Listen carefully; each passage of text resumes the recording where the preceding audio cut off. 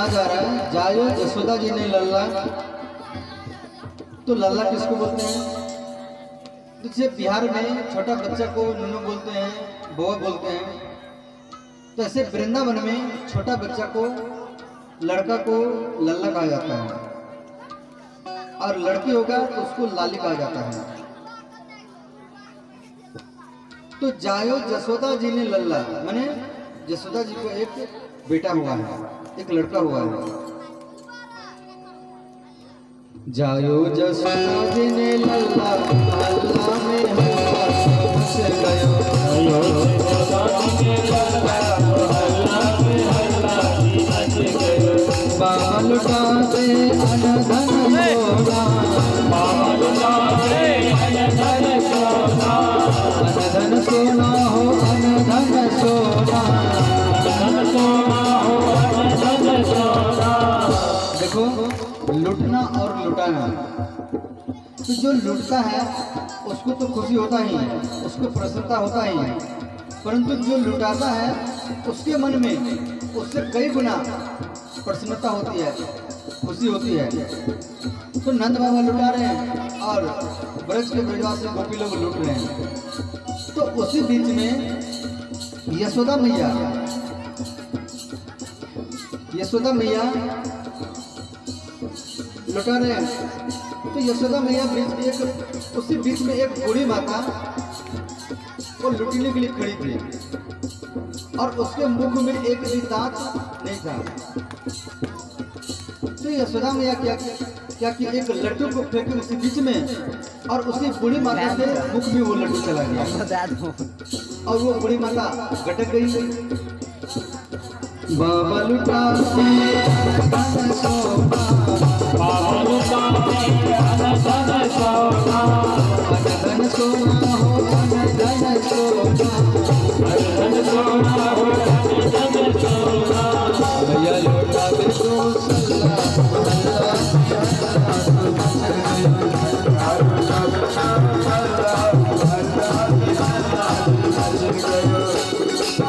बाबा लुटा के लड्डू और पेड़ा, बाबा लुटा के लड्डू और पेड़ा, लड्डू और पेड़ा हो लड्डू और पेड़ा, लड्डू और पेड़ा हो लड्डू और पेड़ा। मैया लुटा के रसगुल्ला, हल्ला में हल्ला को मच गयो।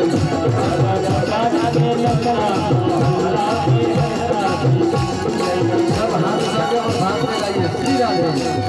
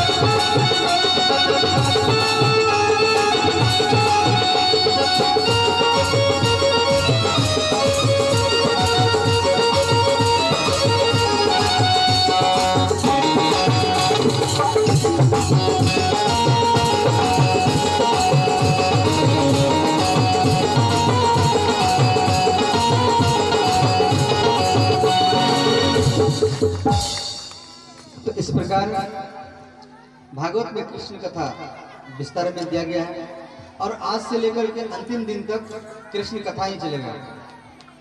पहले आपने कपिल भगवान की कथा, बामन भगवान की कथा, राम भगवान की कथा, नरसिंह भगवान, पृथ्वी भगवान, ये सब की कथा आपने श्रवण किया है, ये सब कथा आप सुन चुके हैं और आज से लेकर अंतिम दिन तक कृष्ण कथा ही होगा। तो आप ध्यान देना। तो देवी लक्ष्मी यहाँ भगवान के जन्मोत्सव देखने के लिए आए हैं। तो देवी लक्ष्मी यहाँ गुड़िया के रूप में आई है और बच्चे लोग गुड्डा गुड़िया का खेल खेलते हैं। तो कृष्ण के पास में एक खेल थी,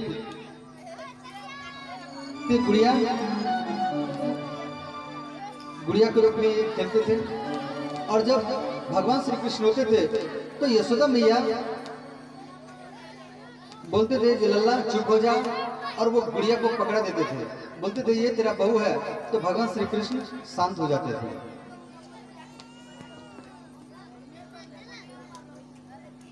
और ये जो पृथ्वी है, जिस पृथ्वी को आप लोग बैठकर कथा श्रवण कर रहे हैं, तो ये पृथ्वी गेंद के रूप में वो भगवान के पास आए दर्शन करने के लिए। भगवान का हमारे जो कार्यकर्ता है, जो माता लोग पीछे से आते हैं, उसको आगे ला करके बैठाएंगे, जो आगे में बिछाई किया गया है हमारे बलिया से, बलिया के कार्यकर्ता खास करके निवेदन है तो माता लोग को आगे में जो खाली जगह है उसमें ला करके उचित स्थान में बैठाएंगे। मैं बार बार बोलता हूँ, ना तो हमारे कार्यकर्ता समझते हैं, ना और ये बलिया के माताएं लोग समझते हैं, भक्त लोग भी नहीं समझते हैं बात को। ये बाबा क्या बोल रहे हैं वो अपनी धुन में है। तो इस प्रकार उसको बताएं कि कहाँ बैठना चाहिए, और रास्ता में घूमते रहे। तो ये पृथ्वी पे जो बैठे हुए हैं, तो ये पृथ्वी गेंद के रूप में वो भगवान का दर्शन करने के लिए गए हैं। और भगवान श्री कृष्ण के अगल बगल में जो भी खिलौना है, ये सब एक एक देवता हैं, और देखने में लकड़ी के, प्लास्टिक के, रबर के जैसे लगते हैं, परंतु ये सब एक एक सारा का सारा खिलौना देवता ही है। तो इसीलिए भागवत धर्म कहती है कि बच्चों को खिलौना भेंट करना चाहिए, और जो बच्चों को खिलौना होना चाहिए वो कैसा होना चाहिए। तो बच्चों को खिलौना छोटा नहीं होना चाहिए, धार वाला होना नहीं चाहिए। बच्चे को खिलौना बड़ा हो, लाइट करता हो, आवाज करता हो, तो बच्चे देख करके प्रसन्न हो जाते हैं।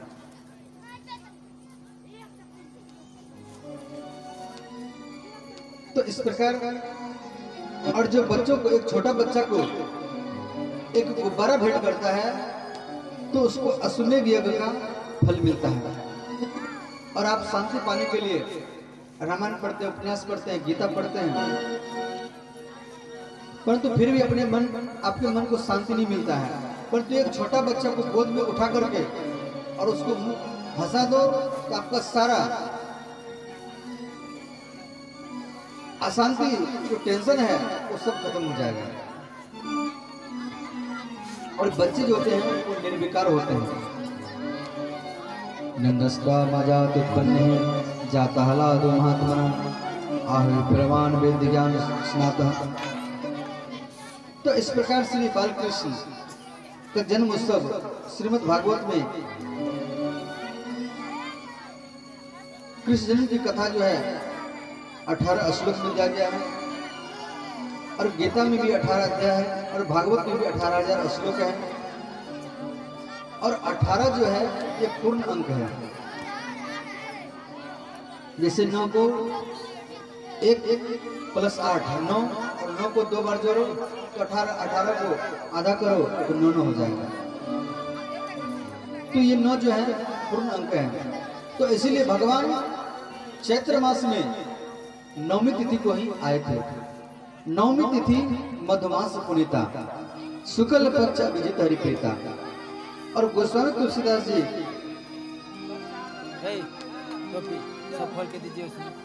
त्रेता युग में चैत्र मास शुक्ल पक्ष नवमी तिथि को ही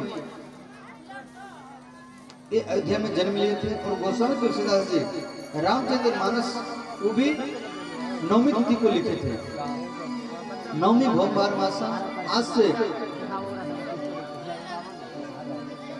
43 साल पहले गोस्वामी तुलसीदास जी अयोध्या में चैत्र मास शुक्ल पक्ष नवमी को, और ये मंगलवार को, नवमी भौम ने होता है मंगलवार, रामचंद्र मानस को लिखे थे। तो इस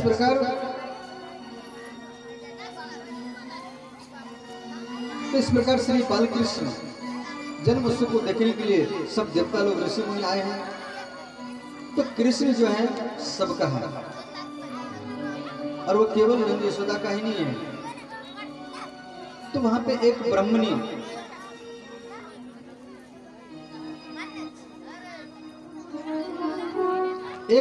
माता आकर के और दीवार के सहारे अभी नहीं लेके जाना ए माता जी।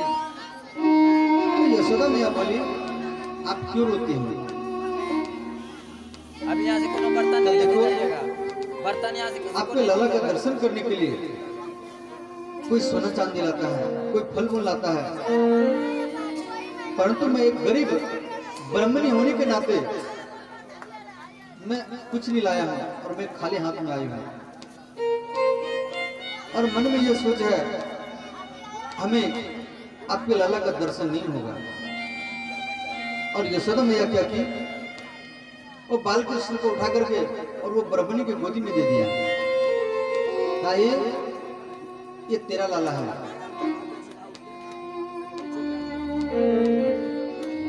तो इस प्रकार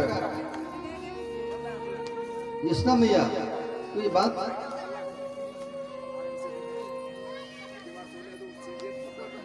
देखो, यशोदा मैया जो है 60 वर्ष के हो चुके हैं और नंद बाबा 80 वर्ष के हो चुके हैं।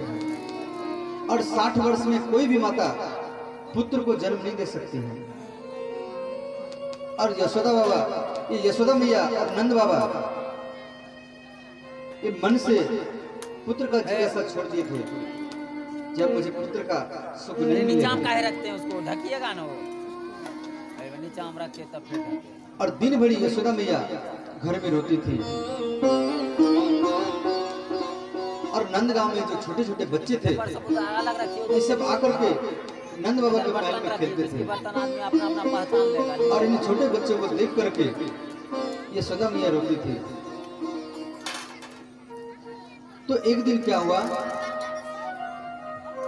ये छोटे छोटे बच्चे नंद बाबा के घर में भोजन करते थे।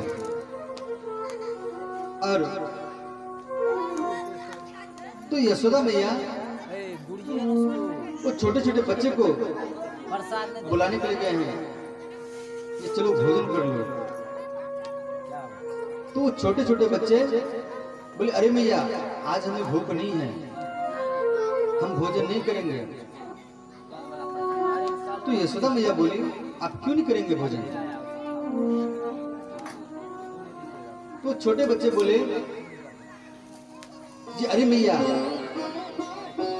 मैंने एकादशी व्रत किया है।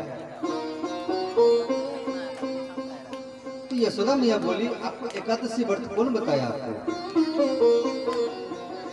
तो यशोदा, ये छोटे बच्चे बोल रहे हैं जी अरे मैया हमें एकादशी व्रत कोई नहीं बताया है, हम आपके घर में खेलते हैं और आप हमें देख करके रोती हैं। और इसीलिए हम सबों ने मिलकर के सोचा जी आपके घर में कम दिन में छोटा बच्चा खेले,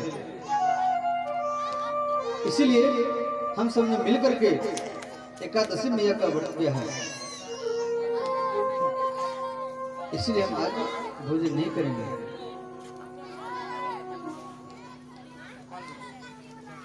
तो इस प्रकार बर्तन नहीं लीजिए, अभी वहाँ रखिए, अभी बर्तन क्या कीजिए। नंदस्ताम जादुपन्ने जाता भाई नीचा हम रखिए ना, आप बैठिए उस पे, उसको रखिए नीचा में, बुढ़िए बैठ के कथा सुन रहे हैं तो मिलाइए उसको, और आपके भी और वहाँ रहिए गया है। तो इधर कंस एक राक्षस को भेजा जिसका नाम है पूतना।